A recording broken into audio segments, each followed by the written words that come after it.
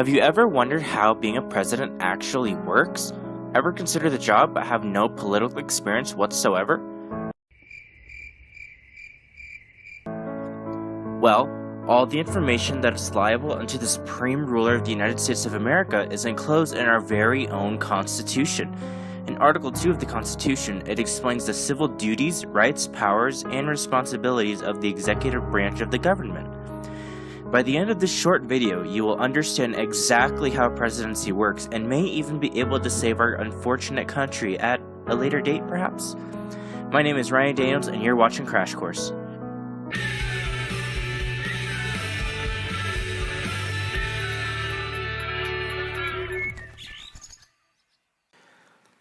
Alrighty, first of all, let's talk about what the president is actually able to do on his own. Surprisingly, not very much to say the least. In Article 2, Section 1 of the Constitution, it describes the rights and rules of the president, as well as the vice president. In this section, and as well as every other section of the Constitution, the articles are split up into sections, which are then split up into clauses.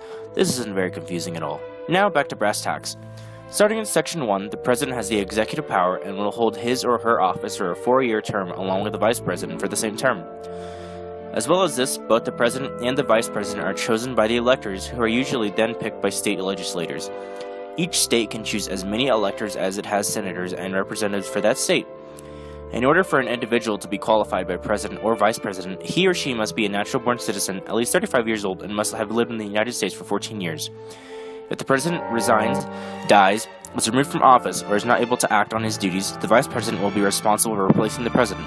If the vice president is unable to continue his office, Congress must choose a suitable offer to replace him or her until the next election. The president's salary cannot change during his term. He also cannot get more money from another state or federal government. And finally, the president must take an oath before entering office. So far, so good? Yeah? Still with me? Great! Let's get cracking on Section 2. Section 2 has 3 different clauses that talk about the powers given to the president. Starting off with Clause 1, the President of the United States is the Commander-in-Chief of the military. This clause also creates a cabinet of senior executive officers who assist the President in his duties. Clause 2. This clause is called the Advice and Consent Clause, which means that the President can use his powers only by getting help and approval from the U.S. Congress. And finally, the President has the power to appoint officers during recess of the court, but these appointments expire once the next session of the Senate begins. Now that wasn't so bad. It was actually pretty short. Now on to Section 3. This section discusses the responsibilities of the President. Starting off, the President has to give the Congress information occasionally through a State of the Union address. You may be familiar with this process. The President can call for sessions of the House of Representatives, the Senate, or both.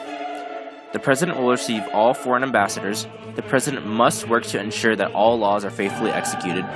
And the President has the power to commission officers of the United States, including those in military or in the foreign service. And lastly, Section 4 discusses how impeachment works, which is basically when a president, vice president, or civil officer or cabinet secretaries are accused of doing something illegal, which they are then tried for. Fun fact, Presidents Andrew Johnson and Bill Clinton are the only presidents that were impeached successfully. With that woman. Well, that's basically it. Rights, powers, and responsibilities of the executive branch are all of what is included in Article 2 of the Constitution. Pretty basic and simple. Thank you for watching Crash Course.